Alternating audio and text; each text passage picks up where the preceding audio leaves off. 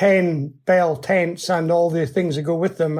I think the waiting list for that is huge, and I think the opportunities are harder to find now. But however, having said that, you can open up a field and cut the grass and have an access and a parking space where people can bring their own tents and their own cycling equipment and just sort of self-manage. And that gives you a bit of a taste of it. I mean, a lot of farms in Scotland are subject to tenancies, and tenants do need to be able to diversify too. Now, there is a method to do that. You notify your landlord, and it takes about 70 days, and a process is gone through. But to do this quickly, you wouldn't be able to do that and get the wave of this market this year. And so therefore, the best thing to do is to speak to your landlord's agent, and get them to agree, okay, try it and see how you get on, or find out if they even are going to let you do it. Because the last thing you want to do is suddenly have 10 tents in your paddock behind your house and find that you've irritated the lease and you're in bother, and you don't want that to happen. So it's important that people take good advice and think in advance and look at all the possible downsides. We are very positive, and we always want people to do well, and we want people to go in with their eyes wide open, and that is an important thing in something like this. So it's a good chance this year, potentially. Definitely. I think, try before you buy, in essence, I guess.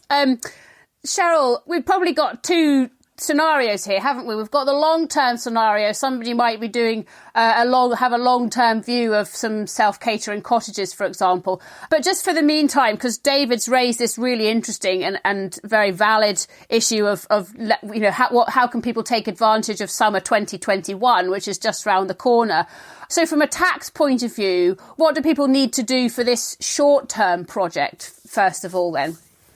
I think if it was just for, as you say, a trial this summer, then to keep things simple, it would probably best just to keep it within the normal farming structure and run it through there. It's only going to be for the 50 days or whatever David mentioned there, so it's not a long term position. So I would, rather than complicate anything, I would just use that time and run it through the original structure that you have in place.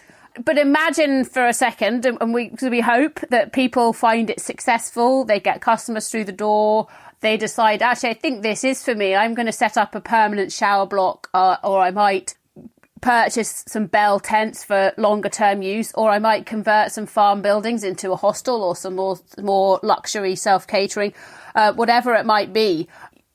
I mean, gosh, for me, we've actually done a similar project on our farm, and I remember this 2018, kind of sitting down thinking, where do we start here? We're going to have to borrow some money to do this. The builders are arriving, they'll be charging VAT. Can we claim VAT back? And then when we've got people arriving to occupy the buildings, do we have to charge them VAT? I just remember, I'm not a financial person at all, and I remember just feeling a bit bamboozled.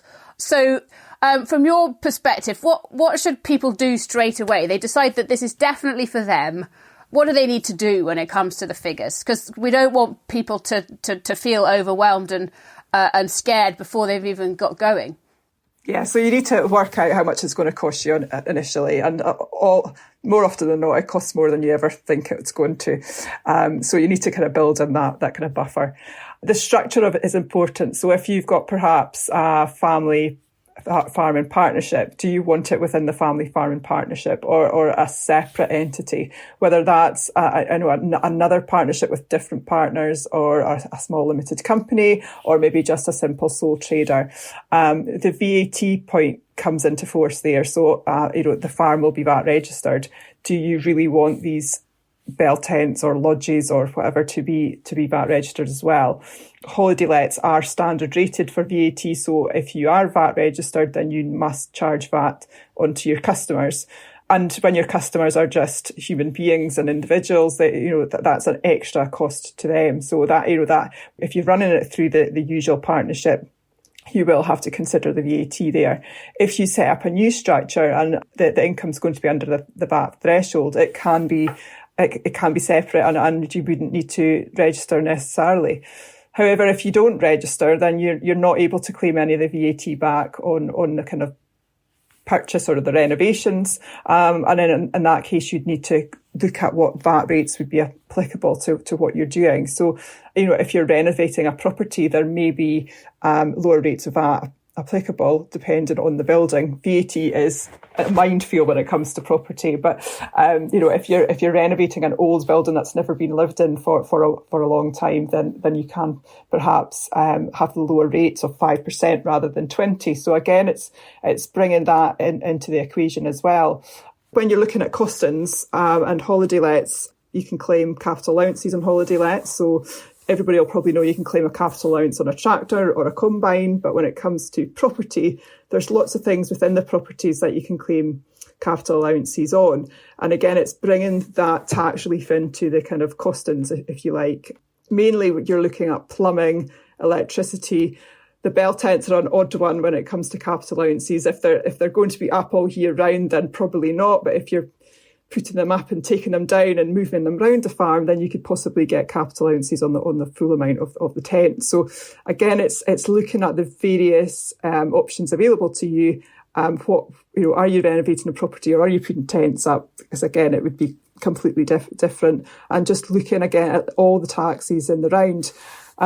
Mentioned at the beginning, it might be great for income tax. You might get a great income. You've got lots of allowances, so your tax liability on them might be very small.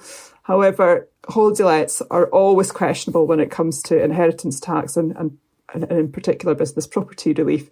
So you might have a farm that's absolutely fine. You've got APR, you've got BPR, and your inheritance tax position's looking great.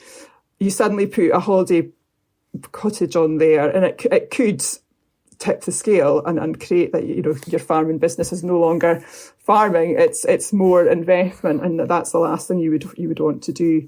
So it's very important that you look at inheritance tax when you come to new projects. And having one cottage is probably going to be fine, but if you start looking at a caravan site or something like that, you have to be very careful. Yeah, David, that the inheritance tax situation is really interesting, I think, particularly in relation to something you said earlier, which is that often, not always, but often it's perhaps the younger generation who have this idea to do something different and expand out beyond farming. But they may have the idea, but it may not be that the younger generation that's currently holding the reins of the business. There might be a whole kind of succession thing to consider, as well as the inheritance tax when that farm passes on. What advice would you have for people when it comes to not family disputes, that's too strong a word, but family arrangements, I suppose, because let's face it, not everybody in a family might think that a glamping site is a good idea. Yeah, well, inheritance and succession is a massive subject all of its own. But I think that in the whole process of deciding, on something like a staycation or a glamping or an on-farm diversification, you can take that into account when you set the business up, and you can have a separate legal entity that is operated by some other family member who really have a desire to to run a holiday business, and the old grumpy farmer like me doesn't want to do that. He just wants to sit in his tractor and go up and down the field. And the last thing you want is all the GP, as we call them, the general public, going around generally upsetting your life or seeing them as a nuisance or whatever. So quite often the best thing you can do in that situation, which will also help in the succession planning, is to have something completely separate that whoever's doing it has responsibility for it. Lots of people talk about, how you get on to the succession situation.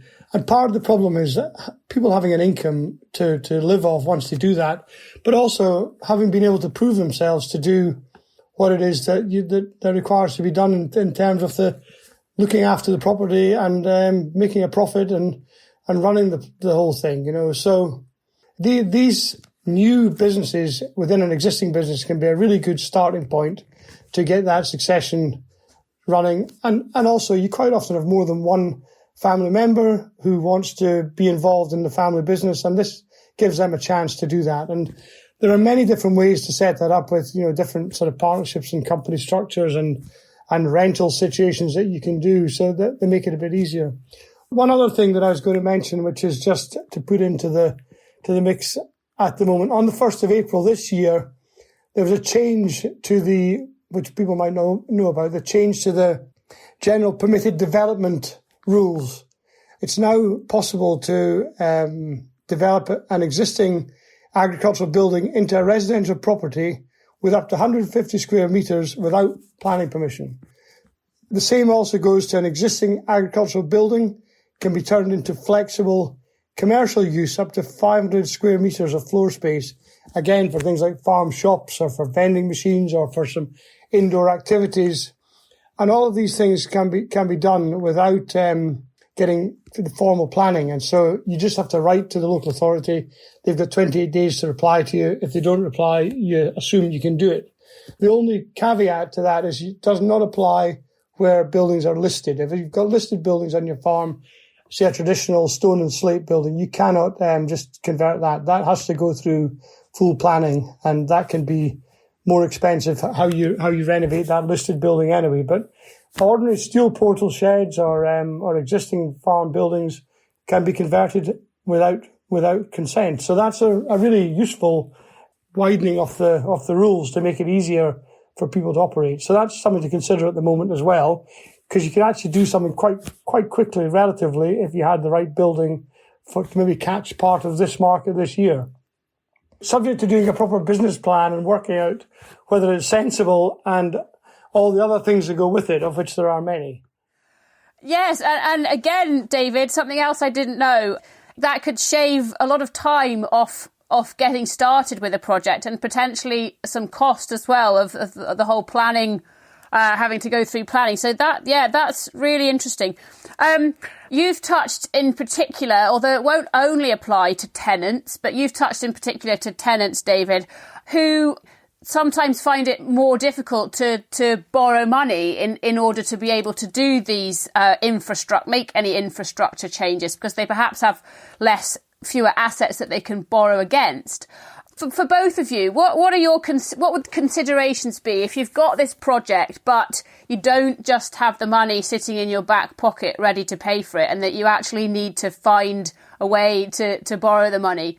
Well, your first part of your question about tenant farmers, and they do have a little bit of an issue when it comes to access to funds. They don't often have enough things to secure loans against, whereas landowners and farmers who own their own land can relatively straightforwardly, with a decent business plan and a proposition as to what they want to do, can borrow quite easily. And just to point, we are also AMC agents, and as such, we have the ability to put these applications together for people.